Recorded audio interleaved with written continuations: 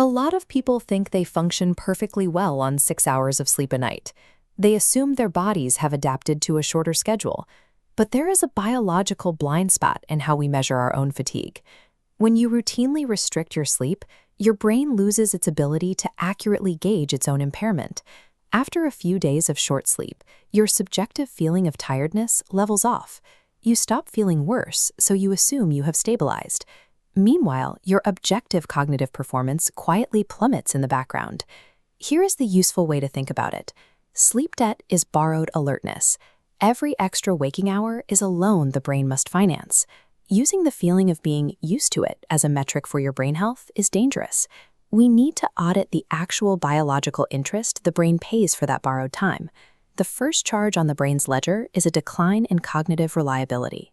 Chronic sleep debt causes your attention networks to become unstable. Your brain experiences brief microlapses, where the system momentarily flickers offline, even with your eyes open.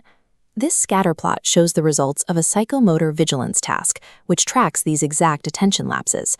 There is a direct dose-response relationship. As cumulative excess wakefulness increases on the horizontal axis, the number of attention lapses scales linearly upward. The second major charge on the ledger is the collapse of your emotional braking system. Normally, your medial prefrontal cortex acts as the logical CEO, keeping your emotional epicenter, the amygdala, in check. Sleep loss severs this connection. Without regulation, research shows a 60% spike in amygdala reactivity. Minor stressors provoke severe emotional volatility, making your reactions entirely disproportionate. This first wave of interest on your borrowed alertness strips away your reliability and emotional control. It actively lowers the quality of the extra waking hours you stayed up to secure. The third charge on the brain's ledger disrupts how you process memory. Your hippocampus acts as the brain's short-term inbox for new information. Without adequate sleep before learning, this inbox becomes waterlogged. It actively rejects up to 40% of new incoming data. If you restrict sleep after learning, you miss the nightly file transfer process. Deep sleep is when the brain safely moves memories from that fragile short-term inbox into the permanent hard drive of the cortex. The fourth, most hidden charge on the ledger is the cancellation of the physical night shift. This involves the glymphatic system, a brain-wide waste clearance network that relies on deep, non-REM sleep to function effectively. During deep sleep periods, the interstitial space between your brain cells physically expands by up to 60%. This creates wide channels for cerebrospinal fluid to rush in and wash away toxic metabolic byproducts, including amyloid proteins. Skipping sleep prevents the brain from saving your memories and clearing harmful toxins.